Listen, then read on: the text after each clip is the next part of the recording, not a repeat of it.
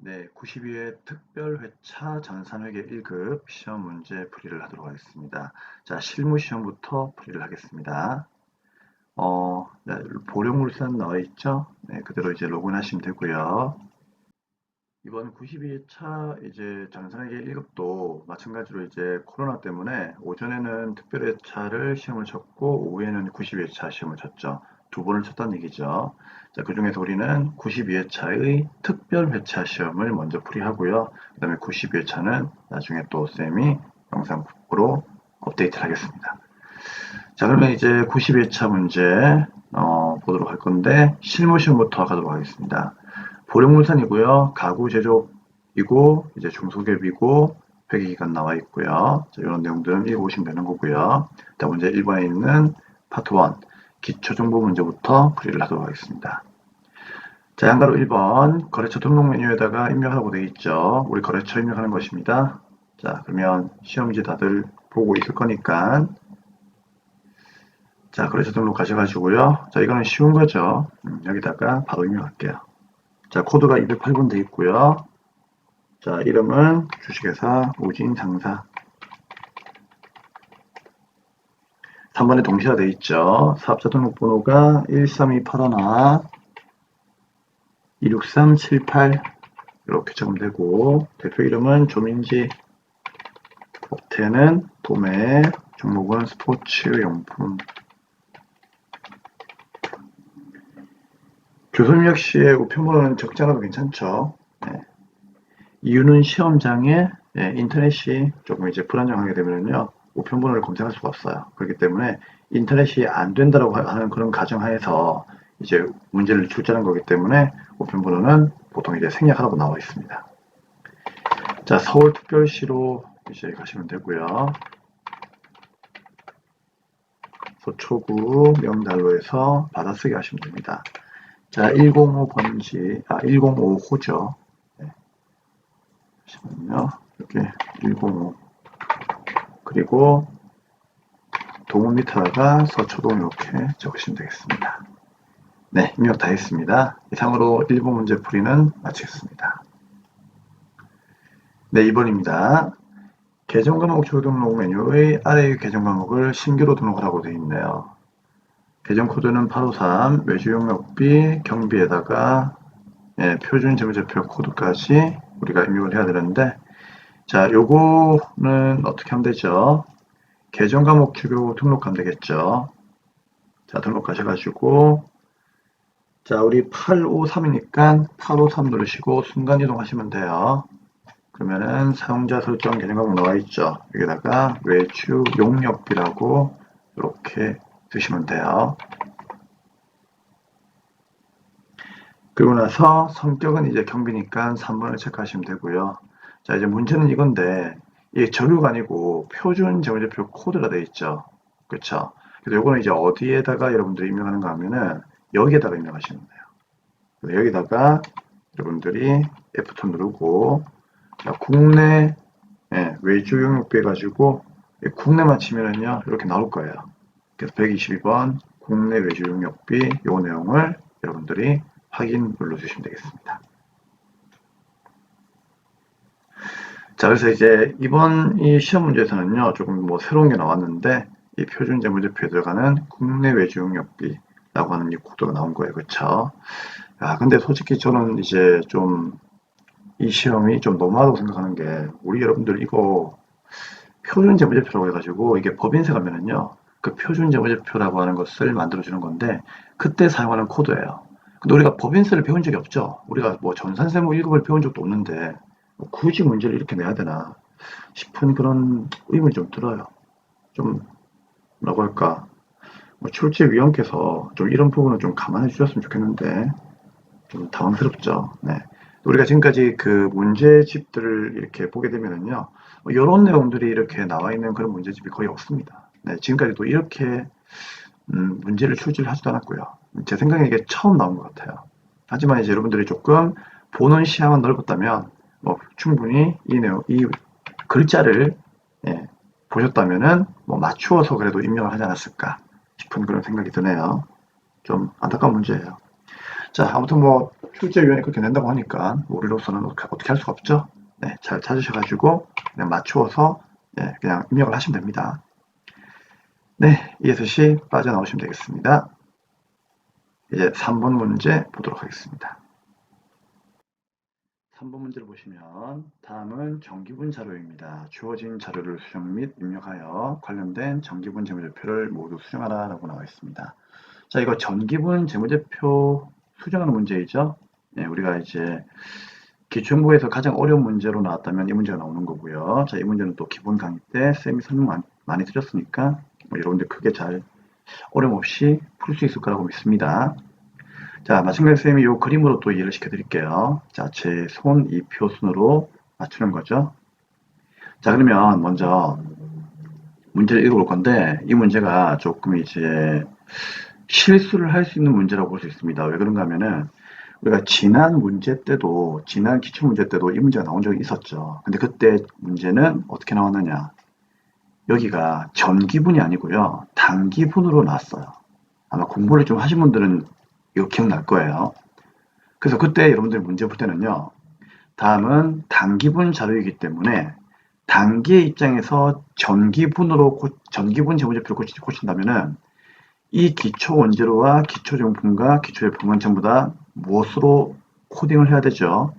그렇죠. 기초가 아니고 키말로 코딩해야 되겠죠. 왜? 이게 만약에 단기란 말로 나왔으면요. 이게 단기의 자료이면요. 전기의 키말이 단기의 기초가 되는 거잖아요. 그렇죠. 그러면 전기의 재무제표로 가게 되면은 얘네들은 전기의 키말이 되는 거지. 그래서 그때만 하더라도 이 문제 풀 때 어떻게 했습니까? 그렇죠. 기억이 나시나요? 당연히 키말 원재료, 키말 제공품, 키말 제품으로 봐야 되는 거기 때문에 이렇게 키말 원재료, 키말 제공품, 키말 제품 여기에서 금액을 고쳤잖아요.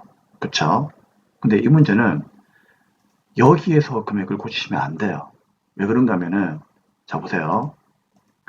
얘들은 키말이에요. 다시 얘기 드리지만 얘가 단기였다면 얘들은 전기에 키말이 넘어온 거기 때문에 전기에 뭐다? 재무상태표에서 기말 원재료, 기말 제품, 기말 제공품을 고치면 된다는 얘기죠. 근데 이 문제는 전기의 자료예요. 그럼 얘들은 진짜 전기의 자료니까 전기의 입장에서는 뭐다? 전기의 기초가 맞아요. 그렇기 때문에 얘들은 전기의 기말로 코딩하시면 안 돼요. 그냥 기초로 봐야 되는 거예요. 이 말은 재무상태표에서 전기분 재무상태표에서 여기에 기말 제품, 기말 원재료, 기말 제공품의 금액을 이 금액으로 착각하시면 안 된다는 얘기죠. 아시겠습니까? 그럼 어떻게 해야 되느냐? 얘들은 정말 전기의 기초로 봐야 돼요.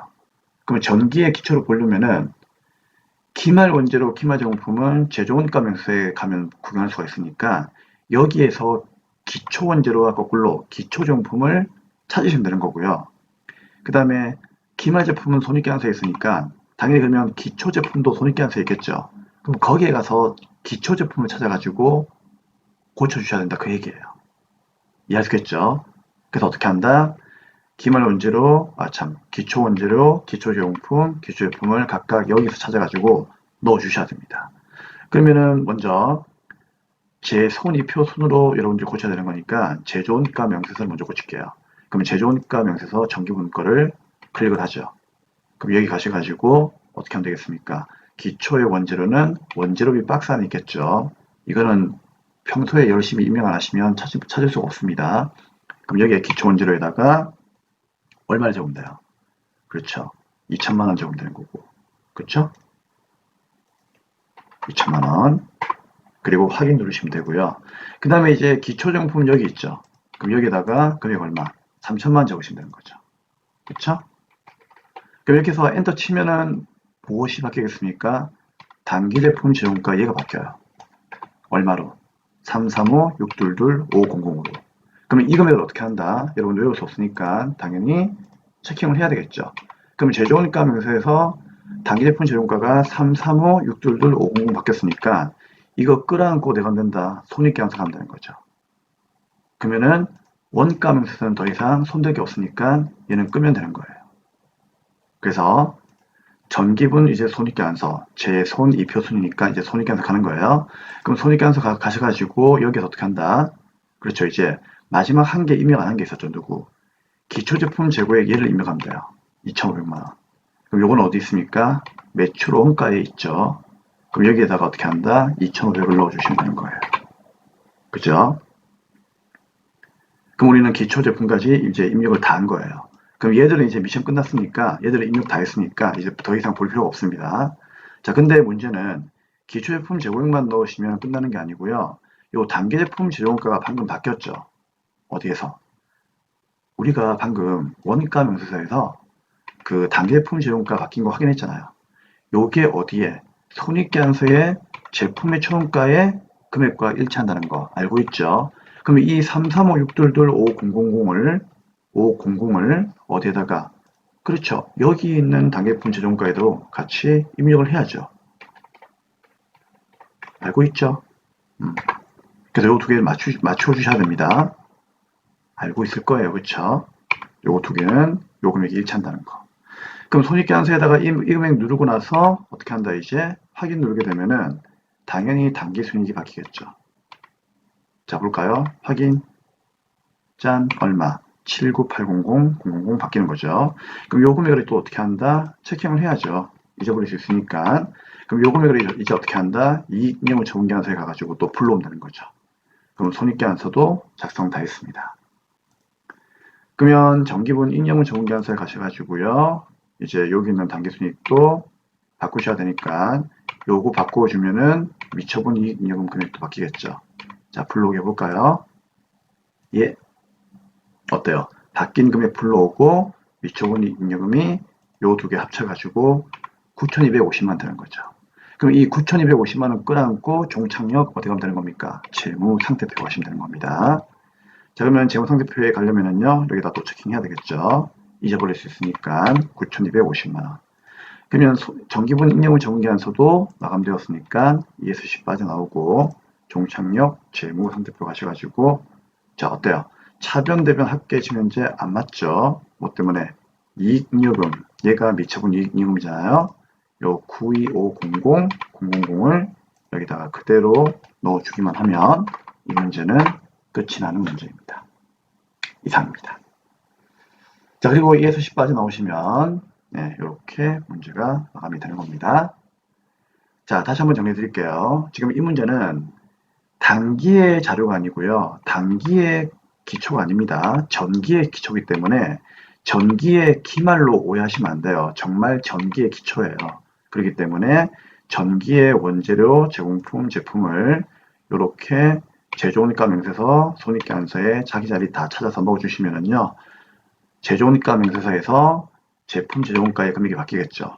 얘를 끌어안고 손익계산서에 맞춰주시면 되고 당연히 손익계산서에서 기초제품 넣으시면서 이제 단기순이 바뀌게 되면은 걔를 끌어안고 그렇죠. 잉여물 전문계산서 가셔가지고 불러오시면 되고요. 또 여기에서 미처분 이익잉여금 바뀌면은 얘를 또 끌어안고 어디로 종착역 재무상태표에서 그렇죠. 수정해 주시면은 이 문제가 마감이 되는 겁니다. 자, 조금 연습하셔야 되는 문제이기 때문에 국교쌤이 좀 꼼꼼하게 설명을 드렸습니다. 네, 이상으로 이제 파트 1 문제 1번은 다 끝났고요. 기초정보관리는 이렇게 1, 2, 3번 있는데 자, 이 중에서 3번 문제 상당히 중요한 문제니까 꼭 연습을 할 수 있도록 부탁드리겠습니다. 다음 일반전표 분교 문제 가도록 하죠. 네, 문제 2번 1번 전표 문제입니다. 자, 바로 1번부터 보도록 하죠. 자, 7월 10일 날 한국자동차에서 제품 운반용 화물차를 구입하는 과정에서 관련 법령에 따라 공채 임명가 87만원짜리를 현금 그대로 87만 원에 구입했습니다. 기업 회계 기준에 의해서 평가한 공채의 현재 가치는 78만 원이며 매도하는 증권 투자산 코드로 회계 처리하시면 되겠습니다. 자, 우리 여기다가 쌤이 필기를 하나 좀 해드릴게요. 자, 채권의 강제 매입이죠. 이 문제가. 우리 유형 자산을 구입하게 되면은 이제 채권을 강제로 매입하는 경우가 있어요. 예를 들어서 뭐 자동차라든지 건물 토지를 내 거라고 등기하려면은요, 국가가 발행하는 채권을 강제로 사야 돼요. 만약에 그 채권을 사지 않으면은요, 등기가 안 돼요. 그렇기 때문에 무조건 강제로 매입을 해야 됩니다. 근데 이런 채권을 이제 어떻게 한다? 현재 가치로 이제 분기하시면 되고요. 고가로 매입한 경우에는 현재 가치의 초과액은 유형 자산의 원가에 포함하시면 되는 거죠. 자, 어떤 내용이었습니까? 그렇죠. 우리가 이제 토지나 건물이나 이제 자동차 같은 걸 사게 되면 이제 방금도 얘기 드렸지만 내 거라고 등록을 해야 되겠죠. 그럼 등록할 때 국가가 발행하는 그 채권들을 사야 되는데 문제는 이제 이 채권을 우리가 조금 고가로 매입을 해요. 한 번씩 와서 물어봐요. 쌤, 저가로 매입하는 경우도 있잖아요. 그런 경우는 없어요. 그런 경우는 절대 없으니까 그런 경우는 여러분들 물어볼 필요가 없어요. 보통 고가로 매입을 하게 돼 있습니다. 그럼 고가로 매입하게 되면은 그때는 어떻게 한다? 무조건 고가로 매입하더라도 공정가치, 즉 현재 가치로 분기를 해야 되는 거예요. 이해되겠죠? 그래서 일단 분기를 보시면은 대변에 현금은 87만 나가지만 자 채권을 구입했으니까 당연히 우리는 뭐다? 단기 매매 증권이나 매도하는 증권이나 만기 보유 증권으로 분기를 해야 되겠죠. 근데 문제에서는 매도하는 증권으로 분기하라고 이렇게 주어지기 때문에 매도하는 증권으로 분기하시면 되는 거예요. 근데 이 채권의 공정 가치는 얼마이다? 그렇죠. 다른 말로 현재 가치 얼마? 78만 원이기 때문에 요거는 78만 원으로 그냥 적으시면 되는 거예요. 이해되겠죠? 쌤이 얘기했잖아요. 일반적으로 비싸게 산다고요. 그럼 이렇게 7, 8만 원으로 분기하면 되고 그러면 고가로 매입한 경우에 이 9만 원만큼은 어떻게 할 거냐? 얘는 자동차를 사려고 하는 그런 과정에서 어쩔 수 없이 쓴 돈이기 때문에 자동차의 원가에다가 포함을 하면 된다 그런 얘기예요. 그래서 나머지는 차량 운반구로 분기를 하시면 되겠습니다. 자, 분기하겠습니다. 자, 7월 12일 날에 대변에 현금 나갔어요. 얼마? 87만 원. 왜? 내가 자산을 살 때 내 거라고 등기하려면요. 국가가 발행하는 채권을 무조건 강제로 사야 돼요. 사기 싫은데요. 그러면 내 거라고 인정해 주잖아요. 그러면 차변에 뭐가 들어온다? 매도 가능증권이 들어옵니다. 자, 투자자산 코드로 문제에서 잡으라고 되어 있죠. 투자자산은 위에 겁니까? 밑에 겁니까? 그렇죠. 밑에 거죠. 178번이 투자자산 코드입니다. 자, 얼마? 요게 78만 원 들어온다 그런 얘기죠. 현재의 가치로. 이해되죠? 그러면 나머지 9만 원만큼은 고가로 매입한 부분인데 이 금액은 이제 승용차를 사다 보니까 어쩔 수 없이 비싸게 산 거니까 승용차의 원가에다가 포함을 해라 그 얘기였어요. 자, 이 문제 가끔씩 잘 나오는 문제니까 꼭 정리할 수 있도록 합니다. 네, 2번 가겠습니다. 7월 20일 날 해외 거래처인 뉴욕 상사에다가 2019년도 12월 5일 날 제품 2만 달러만큼을 외상으로 수출했고요. 2010년 7월 20일 날, 즉 오늘이죠. 자, 오늘 어떻게 한다고요? 이 외상값 전액을 회수하여 보통예금에 입금하였습니다. 그럼 결국은 이제 외상값 회수한 분기하면 되는 거죠. 자, 7월 20일자의 회계처리를 하라 그런 얘기로 되어 있죠. 단 2019년도 12월 말일 날에 기업 회계 기준에 따라서 적절하게 회계 처리했다고 가정합니다. 자, 그러면 문제 바로 풀겠습니다. 자, 우리가 일단은 7월 20일로 가야 돼요.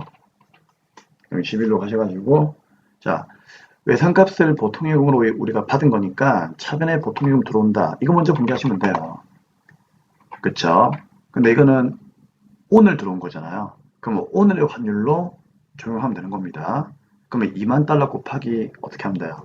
자, 2만 달러 곱하기 오늘의 환율이 7월 20일이니까 1050원 곱하면 되는 거죠.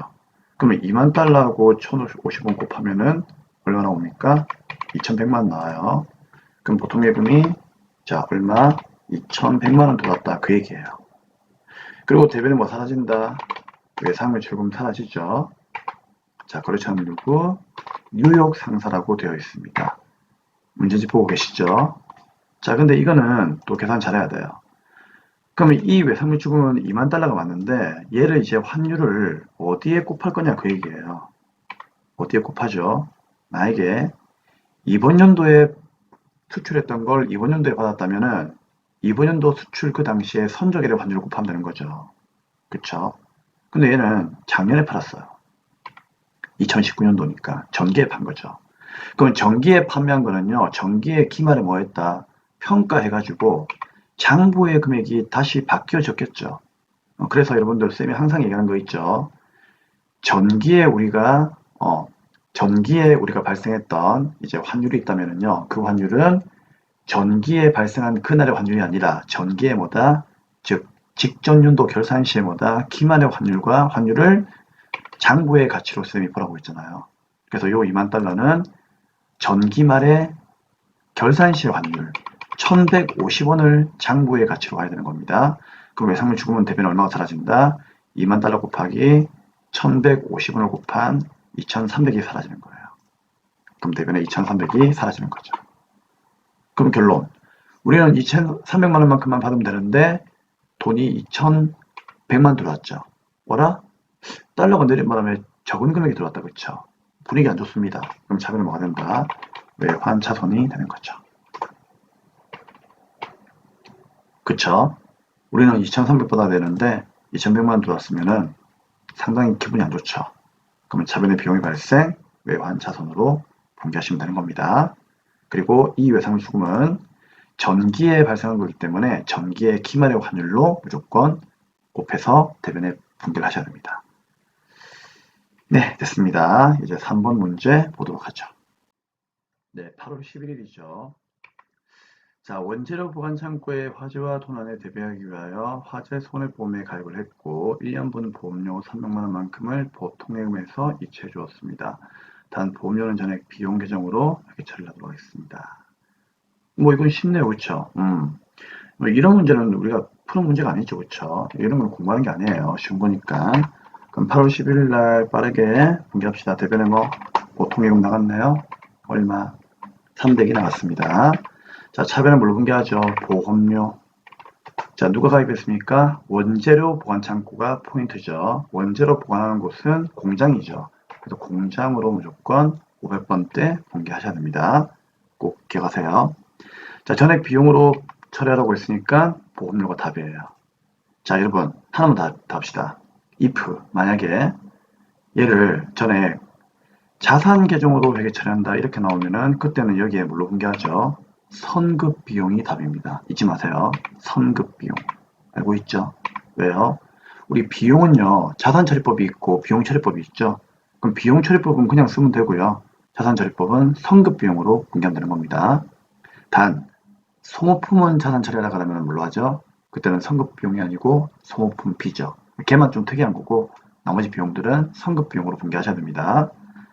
알고 있죠? 네. 다음 이제 4번입니다. 네, 4번은 8월 18일이죠. 네, 당사 보통예금의 이자 수익이 80만 원만큼 발생했네요.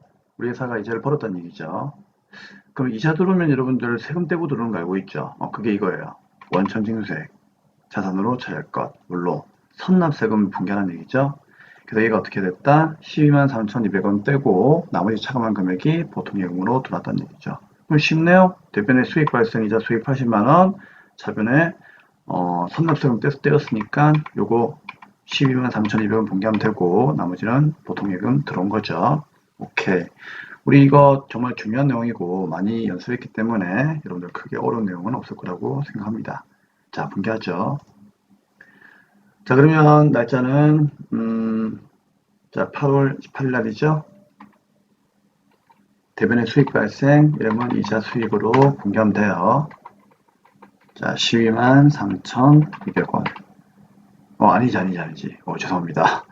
큰일 날 뻔했다. 네, 80만원. 자, 그럼 차변에보다 세금을 뗐죠? 자, 이건 뗀 거예요, 떼인 거죠. 떼면은요, 선납세금. 나중에 내야 되는 법인세를 미리 낸 거죠.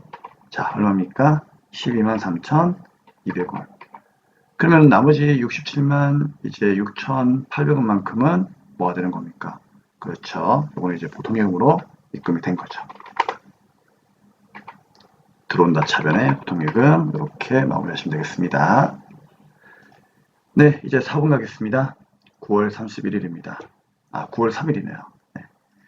3월 31일 날 열린 주총에서 결의했던 금전 배당금 1,000만 원만큼을 보통예금으로 지급을 하였습니다. 단 31일 날의 회계 처리는 적정하게 이루어졌고 원천징수는 없는 것으로 가정합니다. 야, 이거 어려운 문제 나왔다, 그쵸? 자, 이 문제 우리 자본 수업 때 열심히 공부했습니다.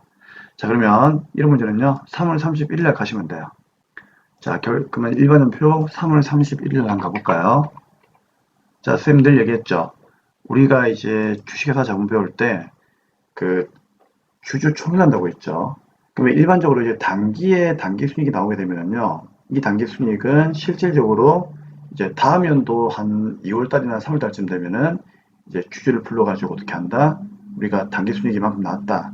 당기순이익은 다른 말로 이익잉여금이죠. 그러면 이익잉여금이 이만큼 나왔으니까 너희들에게 배당을 주겠다. 라고 이제 결의할 거 아니에요. 근데 결의하자마자 바로 주는 게 아니고요. 결의하고 나서 이제 한 몇 달 지나가지고 배당금을 이체를 시켜준단 말이에요. 그렇기 때문에 우리 결의 시의 분계가 바로 이 분계죠. 그래서 항상 결의할 때 어떻게 합니까? 2월 이익잉여금에서 돈 빼고 나서 어떻게 한다? 이거를 나중에 배당 주겠다 해가지고 미지급 배당금으로 이렇게 분개한다는 얘기죠. 그게 1,000만 원이에요. 그럼 이걸 드디어 어떻게 했다?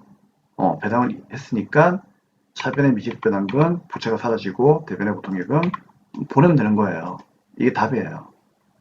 자, 그래서 9월 며칠 날 3일로 돌아오시고요. 자, 차변에 뭐 사라진다?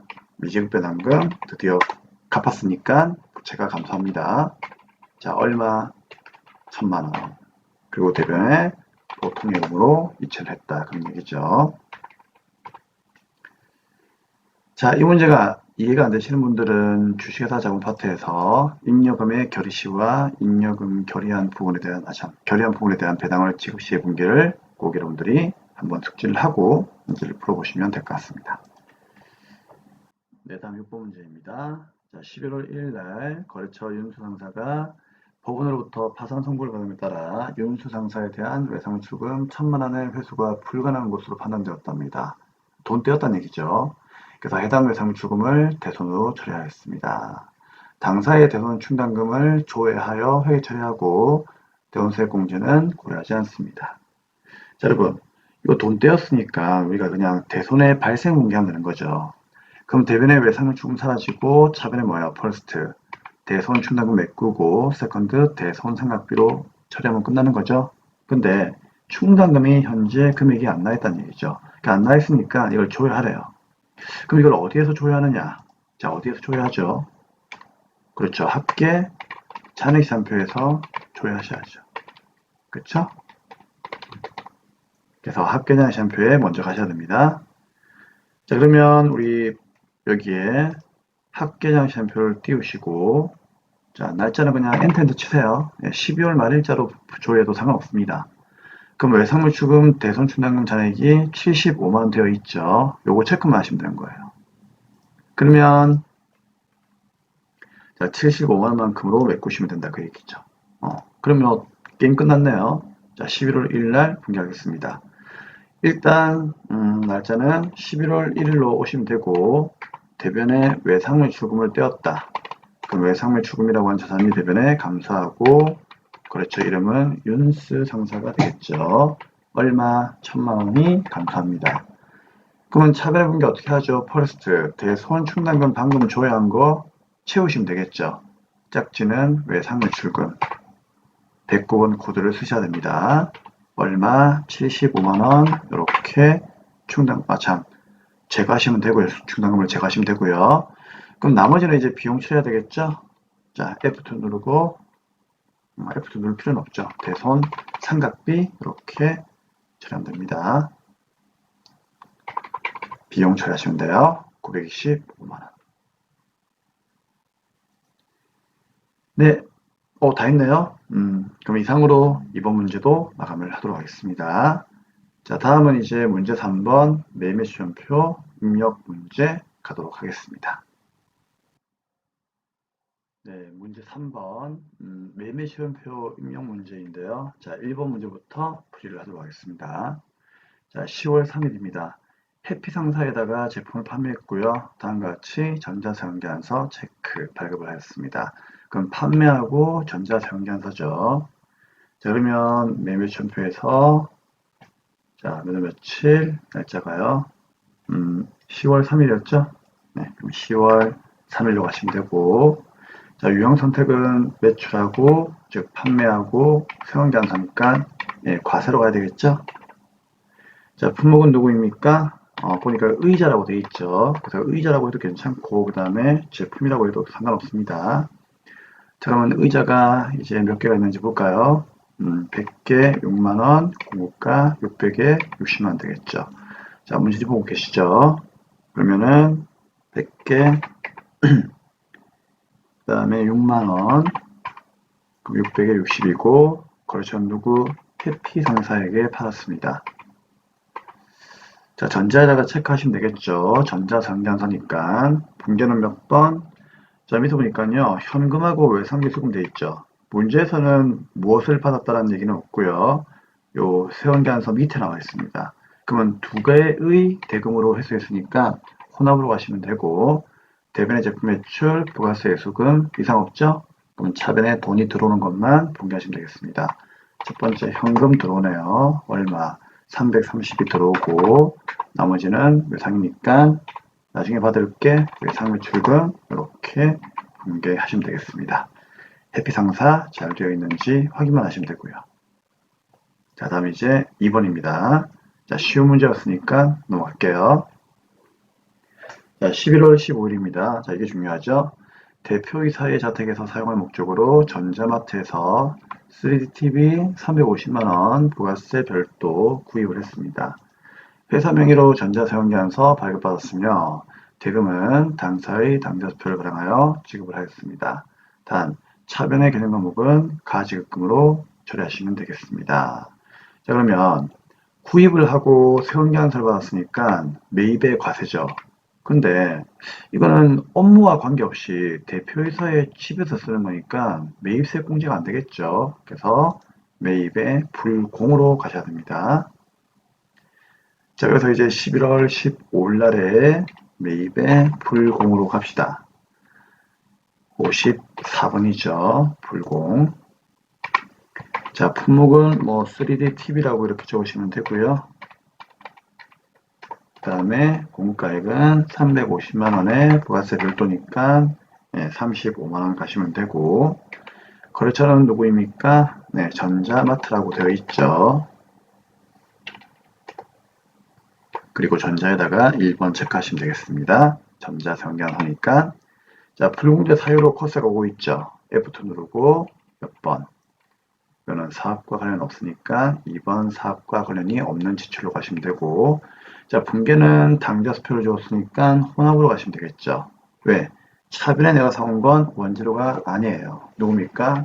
가지급금이죠. 대표이사가 자기 마음대로 쓴 돈, 가지급금으로 이렇게 이름을 불러주시면 됩니다. 그래서 가지급금은 여러분들 출장 갈 때 어린 잡아 주는 돈도 가지급금이지만 대표이사가 자기 마음대로 쓴 돈도 가지급금으로 분개하시면 되는 거예요. 자, 그래서 이제 385만원 넣으시면 되고, 자, 그 다음에 이제 대변에, 자, 돈을 당좌표를 줬으니까 뭡니까? 당좌 예금으로 분개를 하시면 되겠습니다.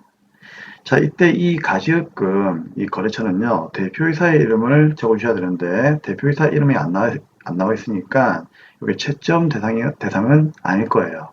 자, 그런데 혹시라도 조금 찝찝하다 싶으시면은요, 회사 등록에 가셔가지고, 우리 회사의 대표의 이름을 보시면 됩니다. 김윤석이라 돼 있죠. 그래서 여기다가 김윤석이라고 달아주시면 되겠습니다. 안 나오네. 그러면 안 나오면 이건 뭐다? 채점 대상이 아닌갑다 하고 그냥 넘어가시면 되는 거예요. 이해되겠죠? 혹시나 문제에서 이제 대표이사의 이름이 나온다. 그러면은 여기다가 웬만하면은 거래처를 입력해 주시는 것이 좋습니다. 참고하세요. 네, 이제 3번입니다. 자, 11월 20일 날 대만에서 원재료 공가액 1,000만원 부가세 별도 수입을 하고요. 수입전자 세관계약서를 인천세관장으로부터 발급받았습니다. 자, 인천세관 중요하죠. 거래처가 되겠습니다. 당일 부가가치세를 현금으로 납부했으며 부가가치세에 대한 회계 처리만을 하도록 합니다. 네, 그리고 잠시만 필기 내용을 좀 보도록 할게요. 자, 선생님 수업 시간 때 이 수입이란 말 나오고 수입 세관계약서 나오면은 이제 유형 선택이 보통 수입으로 되는데, 이 수입 세관계약서 받아올 때는요, 거래처가 항상 누구였습니까? 세관이었죠. 또 특별한 말이 없으면 부가가치세를 지급하는 분개만 하시면 되겠습니다. 알고 있죠? 거래처는 세관이다. 부가세 분개만 한다. 자, 그러면 11월 20일로 가셔가지고 이제 분개 입력해 볼게요. 자, 일단 품목이 1, 2, 3, 4, 5, 6, 7, 8, 9, 0이라 되어 있는데 그냥 원재료를 의미하는 거죠. 네. 그대로 이제 입력해 볼게요. 자, 매입하고 수입 세원계산서니까 수입 55번 가시면 되고, 품목은 1, 2, 3, 4, 5, 6, 7, 8, 9, 0 적으시면 되고요. 뭐 이름이 그렇게 나와 있으니까 뭐 그렇게 적으시면 되겠죠. 원재료라고 적어도 상관없어요. 어차피 뭐 품목은 특별한 말이 없으면 채점 대상이 아니기 때문에 말만 되게끔 적으시면 됩니다. 자, 금액은 1000만원에 부가세는 100만원이고요. 거래처는 누구입니까? 방금 문제에서 인천세관 나왔죠. 그래서 인천세관이 거래처가 되겠습니다. 거래처는 세관이다. 자, 전자 수입 세원계산서니까 전자에 체크하시면 되고요. 분계는 부가세를 전부 다 현금으로 납부했다고 되어 있으니까 1번 누르시면 돼요. 그럼 대변에 현금 나가고 요 부가세 대금 요 분계만 하시면 되겠습니다. 원재료는 뭐 어차피 나중에 이제 우리 회사에 들어오게 되면요. 그때 분계하면 되니까 이렇게 부가세만 분계를 하시면 된다. 네, 좋습니다. 그 다음에 이제 4번 문제 가도록 하죠. 네, 4번 12월 13일입니다. 자, 공장 건물을 신축하기 위해서 영남개발로부터 토지를 1000만원만큼에 매입을 했고요. 전자 계산서죠. 계산서예요. 세금이 아니죠. 그냥 계산서입니다. 그러면 면세가 되는 거 알고 있죠. 발급받았고 대금 중 30%는 당사 보통예금에서 줬고 나머지는 3개월 후에 주기로 했습니다. 자, 12월 13일로 가겠습니다.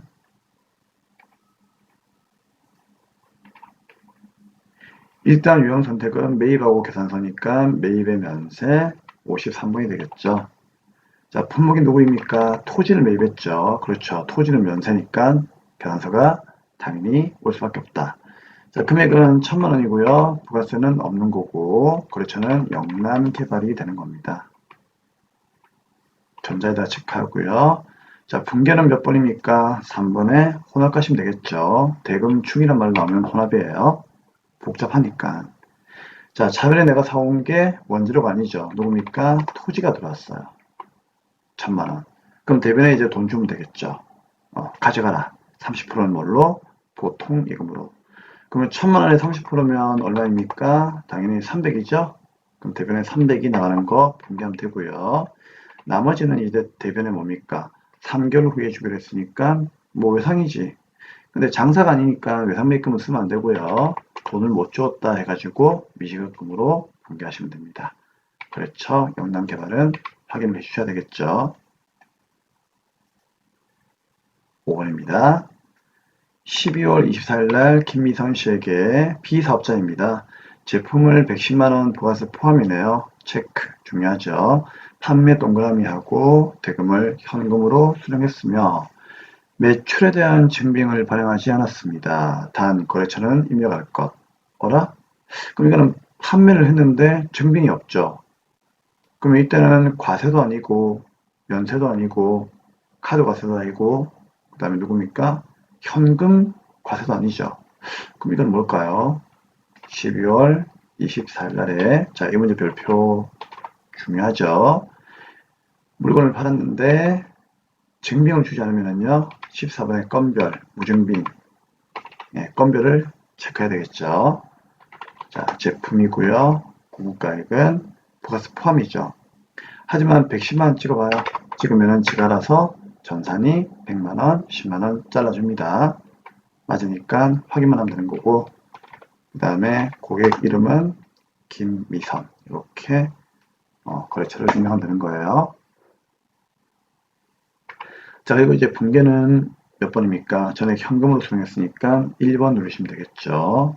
그러면 대변의 제품 매출 맞습니까? 맞네요. 제품 팔았으니까 부가세 수금 차변에는 현금 들어오는 분계를 마무리하시면 되겠습니다. 네, 쉬운 문제이죠. 하지만 무증빙이기 때문에 건별로 유형 선택한다는 거 요건 절대로 잊으시면 안 됩니다. 자, 중요한 문제니까 체크하시면 되고요. 네, 다음은 이제 6번 문제입니다. 12월 30일이네요. 당사는 영업부에서 사용할 컴퓨터가 있답니다. 자, 이게 100만원짜리고요. 세액은 10만원이네요. 이걸 제1상사에서 구입을 했습니다. 구입 체크. 대금은 현금으로 주었고 현금 영수증 체크. 요거를 수취했답니다. 단 컴퓨터는 자산으로 처리하세요. 무슨 말입니까? 비품으로 가자 그 얘기죠. 자, 그러면 이제 12월 30일 거 보도록 할게요. 자, 12월 30일로 가시게 되면은 일단 구입했으니까 매입이 되겠죠. 그러면은 유형 선택은 매입으로 가시면 되고, 현금 영수이니까 과세 품목 구입했으니까 현금 과세 61번으로 가시면 되겠습니다. 자, 품목은 누구입니까? 컴퓨터가 되겠네요. 공급가액은 100만원에 10만원인데, 어라? 금액 이상하죠? 그럼 어떻게 한다? 당황하지 말고, 자, 요거 그냥 100만원에 10만원으로 이렇게 입력을 직접 하면 됩니다. 원래 여러분들 그 현금 수용도 부가세를 포함해가지고 적으면 이렇게 잘라주잖아요. 근데 실수로보다 이렇게 100만원 입력하게 되면은요, 이 금액 이상이 나오니까 그때는 당황하지 말고 그냥 내가 입력을 다시 100만원, 10만원 입력하시면 됩니다. 아시겠죠? 자, 거래처는 제일상사이고요. 그 다음에 전자는 상관없고, 그 다음에 분계는 어떻게 합니까? 전에 현금으로 주었다고 되어 있으니까 1번 누르시면 되고, 대신에 이제 현금이 대변에 나가는 건 맞아요. 근데 차변에 원재로 사온 건 아니고 비품 사왔으니까 비품으로 마무리하는 작업만 여러분들이 해주시면 된다. 그 얘기입니다. 네, 현시간부로 매매실현표 입력에 대한 수업은 마감을 하도록 하겠습니다. 자, ESC 빠져나오시면 되고 이제 문제 4번의 오류 정정 문제로 가도록 하겠습니다. 네, 오류 정정 문제 풀도록 하겠습니다. 1번부터 보도록 하죠. 자, 7월 10일 날 세금과금가로 처리했답니다. 10만원. 이게 알고 보니까 임직원들에게 6월 달에 급여를 주면서 원천징수한 소득세래요. 누구죠? 예수금을 말하는 거죠. 그러니까 예수금을 현금으로 납부한 것으로 확인되었답니다. 쉽네요. 일단 부가세하고는 관계없으니까 일반으로 가셔가지고 자 7월 10일로 가면 되겠죠. 그럼 7월 10일 날에 가셔가지고 어떻게 하면 된다? 세금과 원가를 예수금으로 바꾸면 끝나는 문제입니다. 그래서 예수금으로 바꿔주시면 되겠습니다. 간단한 내용이네요. 자, 그 다음에 이제 두 번째 2번입니다. 자, 9월 20일 날에 생산직 직원들에 대해서 확정 급여형 연금에 가입을 했답니다. 그러니까 우리가 연금에 불입할 때마다 퇴직연금 운용자산으로 분개했다는 얘기잖아요. 알고 있죠? 자, 그리고 이제 600을 보통예금에서 2차에 납부했는데 알고 보니까 이게 확정 기여형으로 잘못 회계 처리했다는 얘기죠. 그러면 이제 퇴직연금 운용자산으로 분개를 해야 되는 건데 확정 기여형으로 분개했다는 얘기는 비용 처리했다는 얘기잖아요. 즉 퇴직급여로 분개했다는 얘기잖아. 그쵸? 그럼 이것도 어떻게 하면 된다? 어라? 부가세하고 관계없네? 그러면은 일반일표 그대로 가면 되겠죠? 자, 9월 며칠 날 20일로 가시면 되겠습니다. 그럼 가셔가지고 여기에 퇴직급여를 그렇죠. 퇴직연금 운용자산으로 바꿔주면 된다. 그 얘기예요. 왜냐면 확정급여이니까. 그쵸? 기여형이라면 당연히 퇴직급여 놔두면 되는 거지. 근데 급여형에 가입했으니까 연금운용자산으로 반드시 분개를 하셔야 됩니다. 오케이. 자, 어려운 내용이 아니었으므로 이상으로 오류 정정 문제는 마감을 하도록 하겠습니다. 자, 이제 그러면 결산 문제 가도록 하죠. 네, 결산 문제를 이제 풀기 전에 간단하게 이제 결산 문제 푸는 방법 얘기를 하고 풀이를 하도록 하겠습니다. 다들 알고 있겠지만 한 번 더 얘기를 해드릴게요. 자, 결산 문제는 이제 수동 분기를 먼저 해야 되고요. 즉 일반 전표에다가 직접 분기하는 걸 먼저 해야 되고 그 다음에 자동 분기를 찾아가지고 걔는 어떻게 한다? 결산자료 입력 메뉴에서 금액을 입력한 후에 전표를 추가하시면 전산이 자동으로 분기해준다 해가지고 자동 분기가 되는 거죠. 자, 종류는 누가 있습니까? 기말재고, 대손, 감가, 퇴직금, 법인세죠. 얘네가 자동이고요. 얘를 제외한 나머지는 전부 다 수동 분계 하시면 되겠습니다. 그래서 이 문제를 풀 때는 항상 수동과 자동을 먼저 체크하셔야 돼요. 자, 빠르게 한번 읽어보시고요. 자, 1번 뭐다? 네, 수동이죠? 자, 2번 수동입니다. 3번 3번은 자동이죠. 오케이. 자, 그러면 1번과 2번은 수동이고요. 네, 3번 문제가 자동이니까 1번, 2번을 먼저 풀겠습니다. 자, 1번부터 문제를 보도록 하죠. 결산 시 현재 영업 부문의 건물에 대한 삼성화재보험에 지급된 화재보험료의 상세 내역입니다. 단, 뭐라 계산하고 음수로 입력하지 말 것. 우리 이거는 신경 쓰지 마세요. 선생님 어차피 음수로 입력하는 건 수업 안 하기 때문에 이거는 그냥 무시하시면 됩니다. 자, 그 다음에 이제 보험기간이 2010년도 7월 1일부터 다음 연도 6월 말까지라고 되어 있고요. 보험료 600만 원, 보험료 납부일은 7월 1일 날에 전액 납부하면서, 자, 이게 중요하죠. 비용으로 분기했답니다. 자, 우리 경리가 비용으로 분기했답니다. 자, 그러면 화면을 보면서 풀이를 해드릴게요. 자, 우리 프로그램 보시면 여기에 일반전표 있죠. 자, 일반전표 가셔가지고 7월 1일로 일단 가시는 게 좋아요. 왜 그런가 하면은 여기 7월 1일 날에 우리 회사가 어떻게 했다. 요 보험료를 주면서 비용 처리했다고 되어 있잖아요. 그러면 7월 1일 날 우리 경리가 이렇게 분기해놨겠죠. 네, 이거 얘기하는 거예요.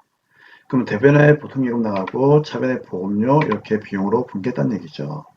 자, 이걸 쌤이 그대로 자 이제 여기다가 옮기면 자 이렇게 7월 1일 날에 차변의 보험료 대변의 보통요금 분기를 했다는 얘기예요. 누가? 우리 경리가. 그쵸? 근데 이렇게만 분기해놓고 끝난 거죠.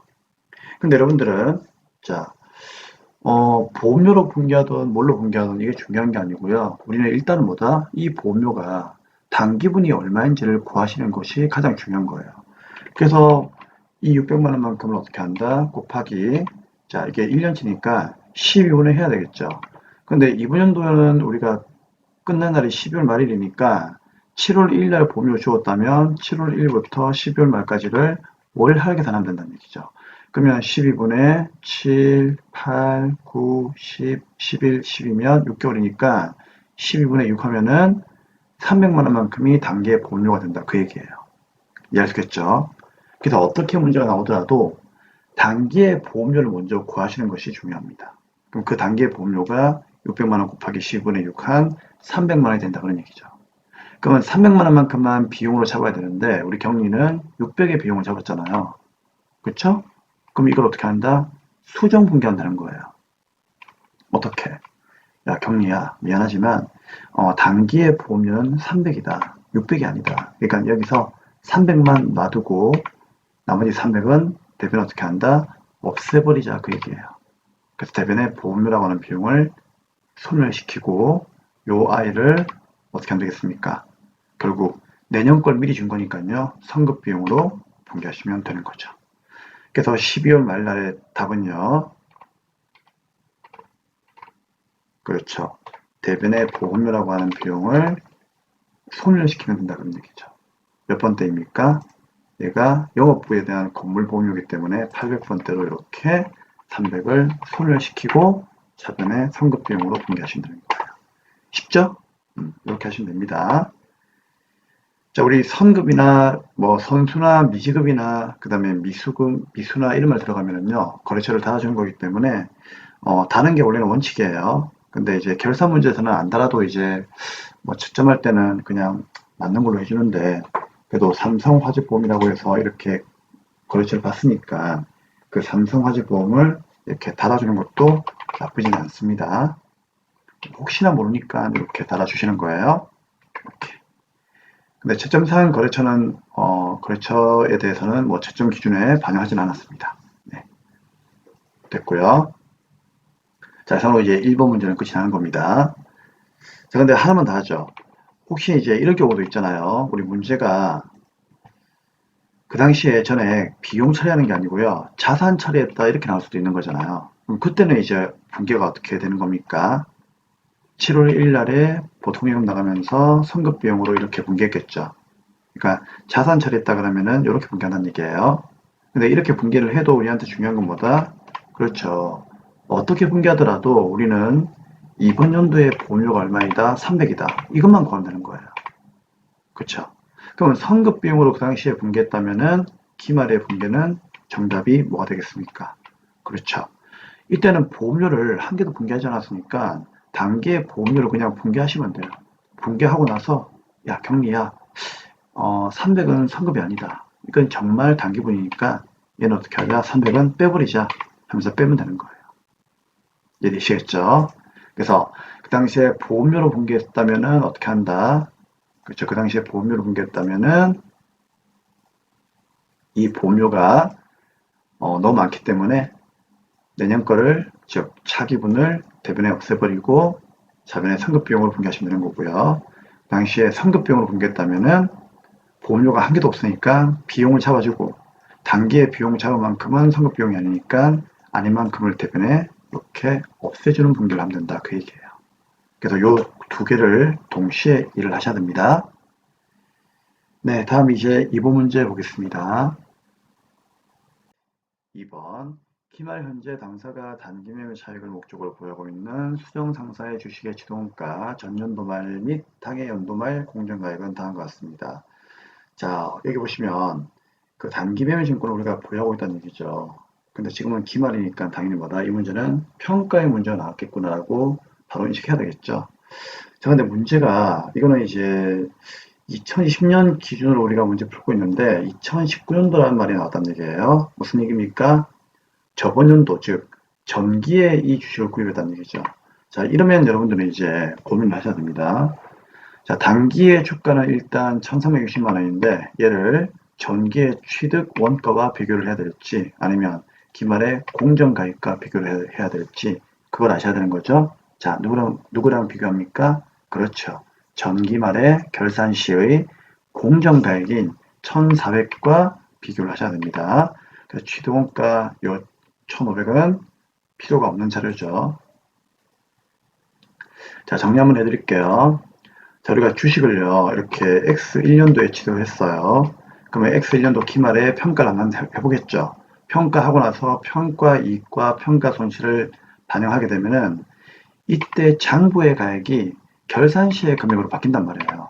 그렇기 때문에 다음 연도에 만약에 우리가 처분한다면은요, 그때는 직전 연도의 결산 때의 이 평가 시의 공정가치랑 비교해야 되겠죠. 왜냐면은 이미 평가를 함으로 인해 가지고 그 장부의 가치가 바뀌기 때문이죠. 맞습니까? 그래서 항상 뭐다? 전기말 결산 시의 공정가치와 비교를 해야 됩니다. 자, 근데 이제 이 문제는 이제 우리가 처분하지 않고요. 기말 현재 계속 뭐라고요? 보유를 하고 있다 그 얘기예요.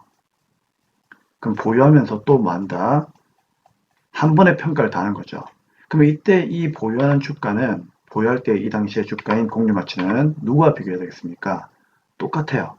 처분을 하나 보유를 해가지고 평가를 하나 무조건 누구?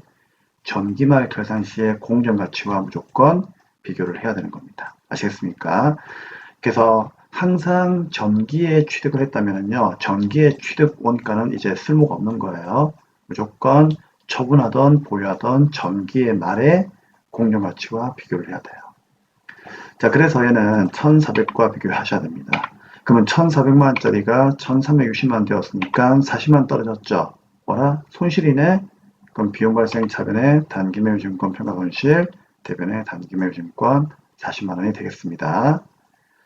자, 그대로 분개하겠습니다. 차변의 단기 매매 증권 평가 손실 얼마? 그렇죠. 40만 떨어졌죠? 그리고 대변의 단기 매매 증권이라고 하는 자산이 감소합니다. 이상으로 이제 수동 분개는 다 끝났고요. 자, 이제 3번에 자동 분개 가도록 하겠습니다. 3번은 이제 자동 분개이죠.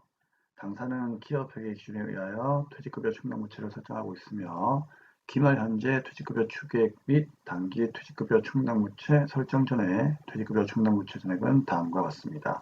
자, 우리 이런 경우에는 어떻게 하면 되죠? 일단 여기부터 가볼까요? 자, 결산자로 입력하셔가지고요. 일단 엔터 이렇게 들어오시면 되고 이 상태에서 이제 공장으로 들어가는 퇴직금은 노무비에 퇴직급여 전입액 여기다가 금액 입력하면 되고요.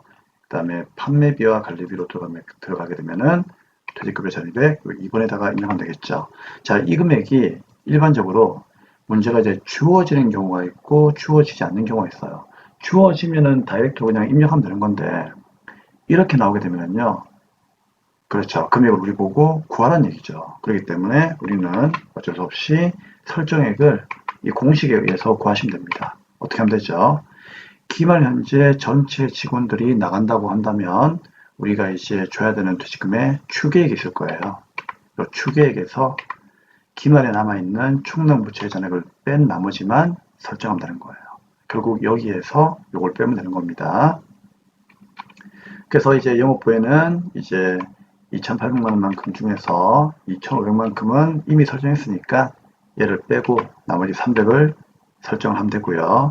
제조부는 2600에서 2200은 이미 설정했으니까 그쵸? 뺀 나머지 400을 설정하시면 되겠습니다. 그러면 제조에는 400, 판매비와 관리비에는 300을 넣어주시면 되겠죠. 그래서 제조는 퇴직금도 인건비에 속하는 거니까 노무비에 가셔가지고 퇴직급여 전입비에다가 400을 넣으시면 되고요. 그 다음에 이제 판매비와 관리비에는 이제 영업부니까 퇴직급여 전입액에다가 얼마? 300을 이렇게 넣어주시면 되는 겁니다. 쉽죠? 그래서 이거 꼭 기억하세요. 자, 이런 형식으로 나올 수도 있고 또 설정액 그냥 설정액을 다이렉트로 주어지는 경우도 있어요.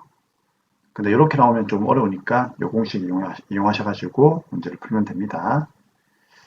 네, 다 했네요. 그러면 이제 더 이상 할 게 없으니까 위에 점표 추가는 눌러주셔야 되겠죠. 이거 안 누르면 감점이에요. 클릭 일반 점표에 추가하시겠습니까? 예.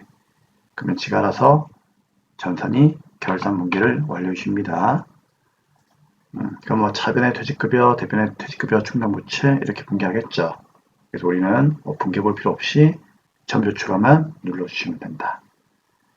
이상으로 결산 문제 3문제는 마감을 하도록 하겠습니다. 다음 문제 조회로 가도록 하겠습니다. 마지막 문제입니다. 조회 문제를 풀 건데요. 자, 1번부터 보도록 합시다. 우리 조회 문제는 쌤이 항상 기본 강의 때 여러분께 그 내용을 얘기했죠. 자, 이렇게 요 내용들을 보면서 연습하시면 되는데 연습이 충분히 이제 이루어지게 되면은 이거 안 봐도 바로 찾아갈 수 있다고 했죠. 자, 그러면 저 1번부터 보도록 하겠습니다. 2020년도 1월부터 3월까지 매입 세원기한세 매수, 자, 매수가 가장 많은 거래처명 및 매수를 입력하시라고 되어 있네요. 자, 우리 세원기한세 매수 이 말 나오면은요, 어떻게 하기로 했습니까? 그렇죠. 매수, 세원기한서 합계표를 가시면 되겠습니다. 자, 세원기한서 합계표는 부가치로 가야 되겠죠. 자, 회계관리가 아니고요. 부가치로 가셔가지고 세원기한서 합계표를 클릭하시면 되고, 문제는 1월부터 3월달까지의 매입 세원기한세 매수를 물어보고 있으니까 일단 날짜는 1월부터 3월까지 놓으시면 되고 엔터 치고 그 다음에 매입에 가셔가지고요. 요 매입에서 매입 세원기한서의 매수가 가장 많은 걸 찾으시면 돼요. 그러면 매수에다가 여러분들 마우스로 클릭을 해서 클릭하시면은 오름차순 내림차순 이렇게 되는 거 알고 있죠. 이때 내장이 제일 많으니까 정답은 경기 상사의 매수만 얘기하고 있으니까 내장이 답이 되는 겁니다. 그래서 나중에 이제 우리가 여기 답안 작성할 때 요거 확인했으면은요 요거 닫아두시고 여기에다가 경기 상사를 적고요 내장 이렇게 적으시면 되는 거예요. 아시겠죠? 네, 됐습니다. 자, 답은 나왔고요. 이제 두 번째 1월부터 6월까지 판매비와 관리비로 지출한 복리후생비가 얼마입니까? 묻고 있죠. 자, 특정한 월이 나오게 되면 어떻게 하라고요? 일개표나 월개표 가시면 되겠습니다. 그래서 1월개표로 가시면 되겠네요. 뭐 이거는 뭐 자주 했던 거니까 크게 어렵지 않습니다. 자, 월개표가 더 편하겠죠. 1월부터 6월까지.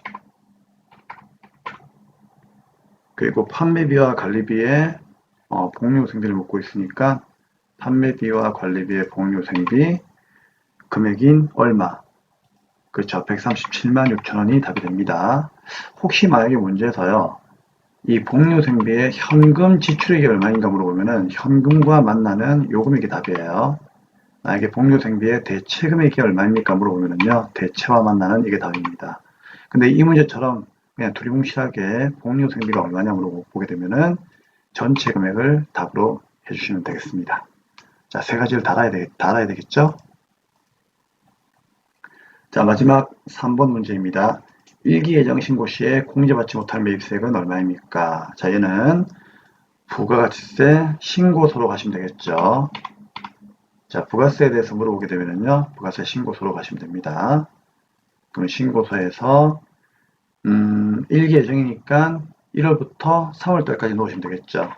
그럼 1월 1일부터 3월 말까지 이렇게 금액 날짜를 놓으시고, 자, 매입세액에 공제받지 못할 매입세액은 16번이니까 여기에 있는 금액을 보시면 되는 거예요. 자, 근데 이거는 누구를요? 세액을 묻고 있으니까요. 자, 세액 얼마? 32만 1,000원이 답이 되겠습니다. 자, 그리고 이제 불공제 매입세액은요. 우리가 여기에 보면은 그 회계관리의 장부관리 있죠. 여기에 매입매 출장에서도 확인할 수 있어요. 그래서 매입매 출장에서 확인하는 것도 쌤이 알려드릴게요. 여기에서 날짜를 1월부터 3월 말까지 놓으시면 되고요. 여기 매입 누르면은 유형이 나와요. 이때 불공으로 가시면 되겠습니다. 그러면은 얼마? 32만 1,000원이 나올 겁니다. 근데 제 생각인데 요즘에 이제 워낙 출제위원들이 좀 문제가 있잖아요. 공이 어디로 튈지 몰라요. 그렇기 때문에 문제가 좀 특이하게 많이 나오기 시작하고 있는데, 가급적이면 여러분들 이 불공제 매입세액에서 이렇게 물어볼 수도 있습니다. 1기 예정 신고 기간 때 매입의 불공제 매입세액 중에서 예를 들어서 사업과 관련이 없는 지출이 얼마입니까? 이렇게 물어볼 수도 있다는 얘기예요. 그때는 이렇게 2번을 찍어서 조회하시면 됩니다. 또는 접대비가 얼마냐 그러면은 4번을 찍으시면 되겠죠. 근데 이런 유형의 문제가 나오진 않았지만 혹시나 앞으로 등장을 할 수도 있기 때문에 한번 기억은 해주셨으면 하는 그런 바람이에요. 그래서 참고를 할 수 있도록 합니다. 네, 됐습니다. 이상으로 보령물산 특별회차 문제는 드디어 실무시험 강의가 끝이 났습니다. 자, 여기까지 복습을 많이 해주시고요. 자, 다음 강의에서는 이제 이론 문제 풀이를 하도록 하겠습니다. 네, 수고하셨습니다.